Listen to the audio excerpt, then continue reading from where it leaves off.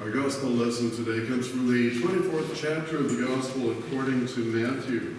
Begins with the 36th verse. But about that day and hour no one knows, neither the angels of heaven nor the Son, but only the Father. For as the days of Noah were, so will be the coming of the Son of Man. For as in those days before the flood, they were eating and drinking, marrying and giving in marriage until the day Noah entered the ark. And they knew nothing until the flood came and swept them all away. So too will be the coming of the Son of Man. Then two will be in the field, one will be taken, and one will be left. Two women will be grinding meal together, one will be taken, and one will be left.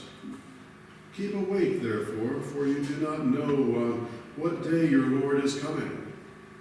But understand this, if the owner of the house had known in what part of the night the thief was coming, he would have stayed awake and would not have let his house be broken into. Therefore, you also must be ready, for the Son of Man is coming at an unexpected hour. This is the word of God. Thanks be to God.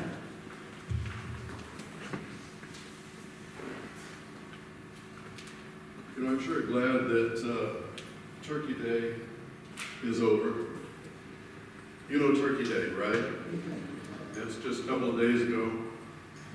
I know that I gained 4 pounds. I checked that when I got home. And for some reason, it's not going away very quickly. But Turkey Day means one thing, and that is it's getting time for Christmas, right? Only 24 days left. Means we're supposed to get ready for something. Well, I'll tell you something about getting ready. I got a news article from Casper, Wyoming the other day. Actually, it was just yesterday. They said that all the roads into Casper, Wyoming were closed. Now, you remember driving on I-25? Well, all 300 miles of I-25 are closed. I-80, all of those roads, even though they don't go to Casper, all of those roads except for 100 miles are closed. That's 400 and some miles. And then there's Route 220 that comes up from where we used to live in Rollins. That's closed too. And then there is, let's see, Route 220, U.S. Highway 20 and 26 goes from Torrington all the way out to Yellowstone. That was close too. Nobody can get into Casper to shop. Nobody can get into Casper to shop, and that's a main hub. I'll tell you, this was an apocalyptic event for the retailers there. They didn't know what was going to happen. It was like the day the world was almost going to be over. Well, the roads, I think, are beginning to be opened. But that kind of thing happens. We take a look at what is going on in our world and we think, okay, we're ready for the second coming. We're ready for the New Deal or whatever it is going to be called. We like to have things set. And so we set Christmas. You know, way back in the first century, the church decided that we needed to have a very set day because Jesus hadn't come back yet. And so they set December 25th as Christmas Day, the day that we would celebrate the birth of Jesus. Now that would be really good because that meant that we could plan. All the retailers have been planning for months. We could make sure that all the schools were closed at the right time. All the kids were out on vacation at just the right time. We could plan our air travel and all that kind of thing. They didn't have that back in the first century, but all of those things could be planned. We like things to be permanent. And we really get upset when things change. Well, this is the season of expectation. Many of you have understood or understand the idea of expecting the birth of a new child.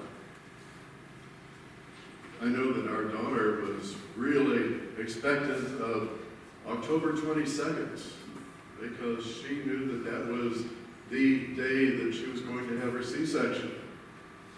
And so she got that date finalized with the doctor on October the 8th. And she relaxed, and we have 2 more weeks to get ready. Guess what? About midnight that night. Well, they went into the hospital, all right. And October 9th, we had 2 new twins in our family, which was great, but it's the same kind of thing. Can you imagine Christmas happening that day that we celebrate on the first day of snowfall? Was that in October? Kids sitting in school and they look out the window and they see those snowflakes coming down. Oh, it's Christmas time. Let's go home. And all the teacher, where's the planning in that? That's what Jesus is talking about. We don't know when. Even he didn't know when.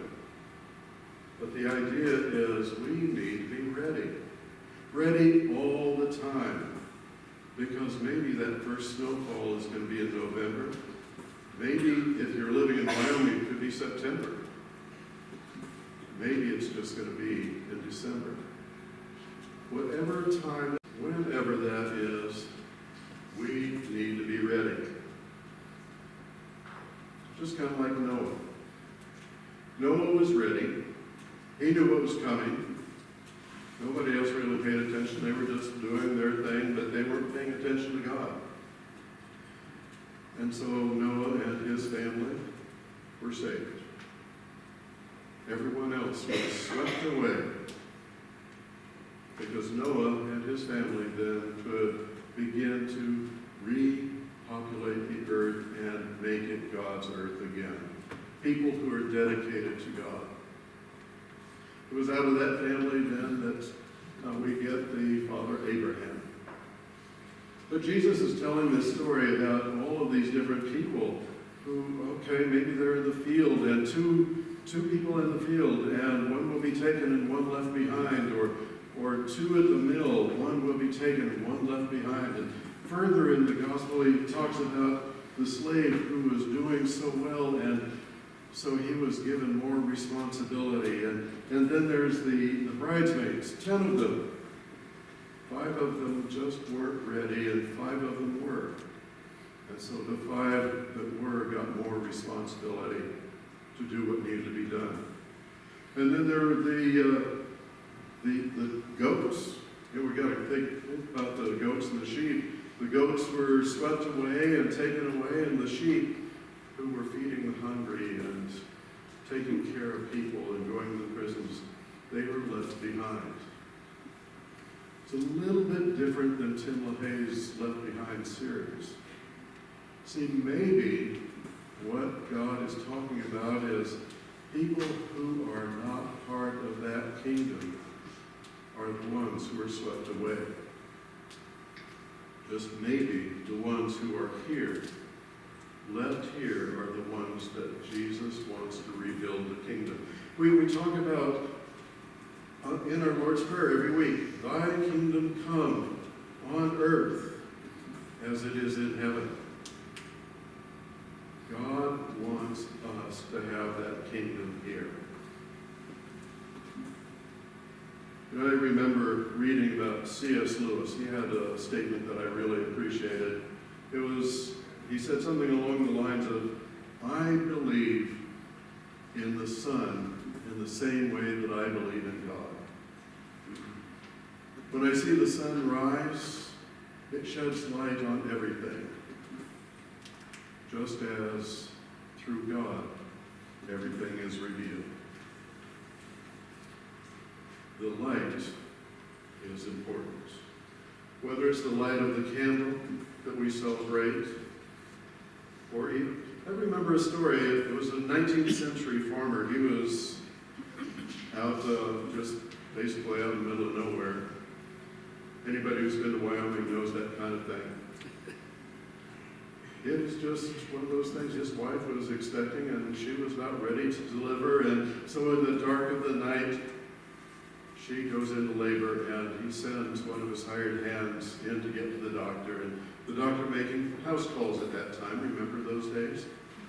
The doctor made a house call. Middle of the night. And so there they are, laying in that house. And the doctor says, hold that lantern a little bit higher so I can see. And here comes the first baby. That's right, first baby. And he says, oh, watch out, there's another one. It's the second baby. Oh, come on, there's a third baby there coming. And then the doctor says, oh, come on, one more. And the farmer moves back and takes the lantern back. Doctor asks, where is that light? And the farmer says, the light is attracting them.